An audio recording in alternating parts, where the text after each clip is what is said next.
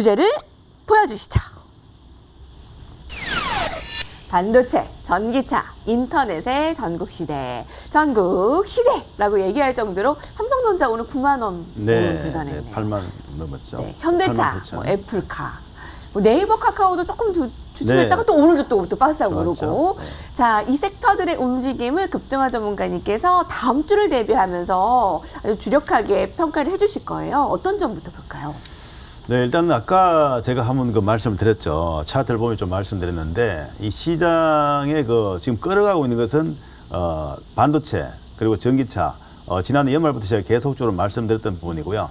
다만 이제 그러면 전기차 같은 경우에가 왜 시장에 관심을 받고 있느냐? 그 이유는 간단합니다. 애플이 나왔습니다. 애플카라는 것이 나왔기 때문에 그만큼 시장이 판이 커졌다 그렇게 말씀드렸잖아요. 이 판이 커지니까 결국 오늘 같은 경우도 현대차 그룹 자체가 보면 급등이 나오는 게 뭐냐면 애플카의 영향을 받았다는 것이죠. 또 최근에 LG전자 같은 경우도 상당히 강한 흐름이 나왔었죠. 물론 그 마가네 인터내셔널화해서 일단 자동차 부품 합자 회사를 만든다. 그 이야기가 나왔는데 그 부분 자체도 결국 따지고 보면은 역시 마찬가지로 이 전기차, 자율주행 전기차 관련한 그런 내용들입니다. 그렇기 때문에 시장이 판이 커졌는데 애플 관련해 가지고 애플향 또 어떤 이야기 나올지 모릅니다. 오늘은 이제 예를 들어서 이 현대차 그룹의 이야기가 나왔는데 다음엔 또 어떤 종목이 나올지 어떤 또 부품 회사가 나올지 알 수 없다는 것이죠. 그렇기 때문에 그 관련해서 이 자동차 소부장 관련 종목에 대해서 관심 가야 되고요. 또 한 가지는 뭐냐면 삼성전자 같은 게 마찬가지입니다. 삼성전자 같은 경우도 이제 D램 가격의 회복세죠. 그리고 또 한 가지는 비메모리 사업 부분에 대해서 상당히 투자를 확대하고 있습니다. 그 관련해서 보면 본격적으로 이제 또 그 이익 모멘텀이 나올 수 있는 그런 상황이기도 하고요. 그리고 이번에 그 보면은 그 잠정 실적이긴 하지만은 실제 보면 삼성전자의 실적 자체 상당히 좀 개선된 그런 거 모습 오늘 나왔단 말이죠. 그러한 부분들이 결국은 이 반도체 관련주에 영향을 줄 수 있겠고, 그러니 반도체 관련 회사가 결국은 그 설비 투자를 하게 되고 그렇게 되면 결국 어떻게 되겠습니까? 이 소부장 관련 것도 역시 마찬가지로 그 수혜를 입을 가능성이 있다는 것이죠. 그렇기 때문에 원래 그 시장이 큰 하도는 사실상 반도체, 그러면 자동차인데 일단 그 자동차 같은 경우는 상당히 이슈가 많아서 역시 그 계속적으로 관심을 가져봐야 됩니다. 다만 한 가지 아까 제가 말씀드렸다시피 단기로 주가가 급등을 하게 되면 결국은 이 조정을 볼 수밖에 없거든요. 그렇기 때문에 좀 부담스러운 위치가 있었기 때문에 일정 부분 또 뭐 차익실현을 하고 그러고 나서 또 이제 그 눌림목이 나오거나 이제 조정을 보이고 나면 또 기회를 보는 그런 전략이고요. 그리고 이제 같은 섹터 속에서 또 보면은 이미 주가가 이제 많이 오른 주식들이 있고 또 그렇지 않은 종목들이 있습니다. 그렇기 때문에 일단 그 어떤 업종 내에서 어떤 섹터 내에서도 마찬가지로 새롭게 시세를 부각되는 종목들, 그런 종목들에 대해서는 또 관심을 가져야 되겠죠. 그래서 일단은 그 두 가지 반도체와 자동차가 상당히 관심을 가지고, 그 다음에 또 한 가지 더한다면 이제 뭐 그 바이오 관련주는 뭐 영원한 실제 테마다 그렇게 볼 수 있습니다. 왜냐하면은 뭐 생명 연장에 대한 그런 거 실제 없는 기대. 그리고 또 한 가지는 지난해부터 시작해서 현재까지도 유지되고 있지만은 이 코로나19 그 조그만한 거 눈에 또 보이지 않는 바이러스 때문에 전 세계 전 인류가 고생하지 않습니까? 그렇기 때문에 그 관련해 가지고 실제 보면 시장이라든가 그런 거 뭐 치료제라든지 그런 부분에 대해서는 계속적으로 시장 이슈화될 가능성이 있습니다. 그렇기 때문에 바이오 섹터도 2020년에 이어서 2021년에도 상당히 관심을 가지고 봐야 되겠다 그렇게 좀 말씀드리고요. 일단 오늘 주제가 말입니다. 결국은 반도체 그리고 자동차, 그리고 인터넷이라고 그랬죠. 그래서 일단 인터넷 관련주에 대해 가지고 그러면 한번 보도록 하죠. 일단 아까 이제 그 삼성전자나 SK하이닉스 봤고 현대차 봤으니까 네이버나 카카오를 한번 보도록 하겠습니다. 잠깐 차트를 보면서 좀 설명드리겠습니다. 일단은 이 주가라는 것은 말입니다. 무조건 하고 이제 뭐 시세 자체가 무조건 그냥 나는 건 아니고 어떤 파동을 그린다는 거죠. 파동을 그리는데 일단 그런 과정 속에서 주동하는 사람이 누구냐에 따라서 이 파동의 모습도 달라지고 그렇게 됩니다. 그래서 일단 오늘 그 상황 봤을 때는 외국인하고 기관하고 동시에 매수했죠. 자, 이 대목에서 말입니다. 지난번에 삼성전자가 6만 전자를 탈피할 때 어떻게 되냐면은 외국인하고 기관하고 동반 매수가 들어왔어요. 뭐냐면은 중요한 변곡에서 외국인하고 기관하고 합세해서 잘 들으십시오. 중요합니다. 외국인하고 기관하고 합세해서 매수를 하고 땡기 올려놓은 후에 그 다음에는 서서히 그 물량들을 털어내는 그런 흐름들이 많이 나왔습니다.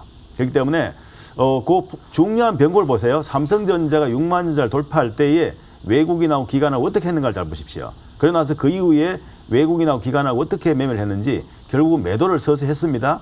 그렇기 때문에 일단 변곡 구간에서 매도를 가지고 그 덜 올리고 난 후에 그 이후에 주가가 상승하게 되면 고가에서 살짝 드러내는 매도 자체가 나왔단 말이죠. 그렇기 때문에 그 흐름을 좀 생각하시고요. 네이버 같은 경우도 딱 그렇다는 건 아니지만 오늘 그 양매수가 들어왔죠. 양매수 들어왔는데 중요한 변곡에서 대양을 만들었습니다. 그렇다면 뭐냐면은 당분간은 이 강세가 조금 유지될 겁니다. 다만 이제 한 가지 이 수급적인 봤을 때 개인이 적극적으로 매수가 달들면은 결국 어떻게 됩니까? 물량을 살짝 드러낼 겁니다. 그렇기 때문에 일단 파동상 봤을 때 이렇습니다. 주가가 지금 보면 네이버 같은 경우는 5파동 지금 진행이죠. 5파동 진행이니까 5파동의 지금 진행인데 이 구간이 5파동 뭡니까? 파동의 일단 끝자락이란 말이죠. 그렇기 때문에 일단 이번에 상승 자체는 1파동, 길이의 범위 내에서 움직일 겁니다. 그러니까 결국은 이 3파동이 연장파가 나오기 때문에 1파동의 범위 내에서 움직이기 때문에 상승을 한다 그러면 약 대충 본다면 약 한 35만 원 라인 정도, 그 정도면은 거의 고점 부가 아닐까 그렇게 봅니다. 기술적으로 봤을 때는 그렇다는 것이죠. 그렇기 때문에 수급적인 측면을 잘 한번 보시고요. 그 다음에 이제 카카오를 한번 보도록 하죠. 이 카카오 같은 경우도 원래 진짜 지난해 많이 올랐죠. 그죠? 많이 올랐는데 카카오도 잘 보십시오. 보시면은 일단 이 종목도 오늘 매매 구도를 보시면 역시 외국인 기관이 매수를 했어요. 근데 외국인 기관이 매수를 하면서 주가를 들어올렸단 말이죠. 어디를? 오늘 결국은 사상 최고치를 만들어냈어요. 만들어냈는데 이 파동이 그러면 어떤 정도 나올 거냐? 이런 흐름 자체가 1파가 나오고 2파가 나오고 3파가 나왔죠. 예, 3파가 연장이 나왔습니다. 3파 연장이 나오기 때문에 결국 뭐냐면은 1파동의 범위 내에서 벗어나지 못합니다. 상승폭은. 그렇기 때문에 그렇다면 대충 그냥 잡아보면 어떻게 됩니까? 자, 5파동. 지금 현재 진행 5파동인데 5파동은 길이가 거의 다 와간다. 그렇기 때문에 일단은 이론적으로 봤을 때는 카카오 같은 경우도 이제는 서서히 물량 축소하는 그런 거 준비를 할 시기가 됐다. 네. 그렇게 좀 말씀드리겠습니다. 그래서 일단 뭐 정리를 하면요. 이제 정리를 하면은 네. 그동안에 대형주 위주로 해서 시세가 폭발도 나왔고 진짜 놀라운 흐름들이 많이 나왔습니다. LG전자도 상한가 나왔고 오늘 뭐 현대모비스도 장중에 상한가 나오지 않았습니까? 현대차 그럼 난리 났습니다. 오늘 장중에. 난리 났는데 진짜 뭐 대형주가 소형주 것처럼 움직이는 그런 장이란 말이죠. 그렇지만 여기에 너무 심취해가지고 대형주 번쩍하고 그냥 추격 매수하다가는 잘못하면 조금 낭패를 볼 가능성이 있습니다. 그렇기 때문에 일단은 그렇게 추격 매수하기보다는 이제는 또 눈을 좀 살짝 돌릴 필요가 있어요. 왜냐하면 주가 자체가 오르지 못하면 많거든요. 그렇기 때문에 그 종목들에 대해서 일단은 그 바닥권 탈피한 종목들에 대해서 이제 서서히 관심을 가지고 본다면 상당히 좋은 투자가 되지 않을까 그렇게 말씀드리겠습니다. 그 반도체, 전기차, 인터넷의 삼국시대, 전기차, 반도체의 투톱은 맞는데 네. 괜히 막 LG전자, 삼성전자, 이렇게 현대차 막 난리 났는데 개별주같이 움직이는 대형주를 뒤늦게 쫓아갔다가는 그것보다는 차라리 다른 그 낙수 효과에 아마 오늘 그런 종목을 또 가져오시지 네, 맞습니다. 않았나? 맞대요, 여러분. 끝까지 함께 해주셔야 될 것 같습니다. 자, 스카이 전문가님 의견 좀 주세요. 네, 알겠습니다. 마찬가지로 저도 이제 전기차 반도체 쪽은 제가 앞서도 말씀드린 것처럼 올 한 해 계속 주목을 해야 될 것 같습니다. 왜냐하면 이제 반도체 같은 경우에도 이제 올해부터 해가지고 본격적으로 이제 슈퍼사이클을 하고 1년 이상의 장기적인 가격 상승의 그 성장성의 실적 성장에 대한 기대감을 가지고 있는 시점이기 때문에 우리 이제 오늘 삼성전자 4분기 잠정 실적도 발표를 했지만 그 중에서 이제 반도체가 지금 50% 이상을 차지했습니다. 실적 부분에. 그런데 이제 거기에다가 올해부터 해가지고 이 반도체 시장이 추가적으로 성장할 수 있을 만한 그런 부분들이 많기 때문에 반도체는 아마 올해도 계속해서 호황일 겁니다. 그렇기 때문에 이제 사실 우리가 주가라는 거는 그런 부분들을 선반영해서 움직이기 때문에 최근에 이제 코스피 지수 전반적으로 상승자를 보여주고 있기 때문에 뭐 시총 상위주인 삼성전자를 배제할 수도 없고 거기에다가 또 마침 우리 작년 실적도 좋았는데 코로나임에도 불구하고 실적이 좋았죠. 그런데 거기에서 절반 이상의 이 실적 부분을 차지하고 있는 반도체가 올해부터 또 슈퍼사이클에 진입을 한다고 하기 때문에 당연히 반도체 쪽은 주목이 될 수밖에 없는 상황이었습니다. 그래서 오늘 같은 경우에도 7%라는 급등세를 보여주면서 이제 뭐 10만 원을 진짜 가시화된 상황까지 이제 보여지고 있는 그런 상황인데요. 우리 올해만 해도 이제 이 글로벌 반도체 시장 매출이 전년 대비해서 한 8.4% 정도 증가를 예상을 하고 있는데 이 부분에 대한 전망치는 이제 기본적으로 공급 공부 부족에 대한 부분들과 거기에 따라서 수요는 급증을 하는 데인데 우리가 이제 5G라는 것도 올해부터 본격적으로 상용화가 될 거거든요.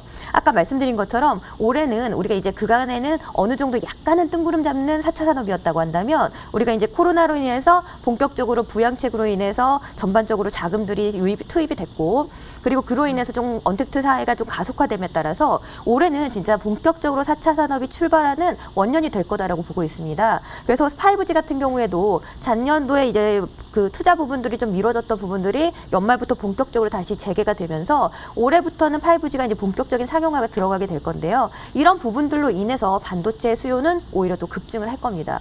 이래서 반도체 가격에 대한 인상으로 인해서 실적에 대한 추가적인 급증에 대한 그 기대치도 갖고 있거든요. 그렇기 때문에 이런 부분들을 전체적으로 봤을 때 올해부터 적어도 2022년까지는 반도체 시장 전반이 강세를 띌 거라고 보고 있고 제가 앞서 저번에도 한번 그 AI 반도체에 대한 이야기를 한 적이 있었는데 우리가 지금까지는 우리 국내 기업은 특히나 메모리 반도체 쪽에 대한 강점을 많이 가지고 있습니다. 그런데 이제 2019년부터 해서 삼성전자 그리고 정부가 본격적으로 비메모리 반도체에 대한 대규모 투자를 진행을 하고 있죠.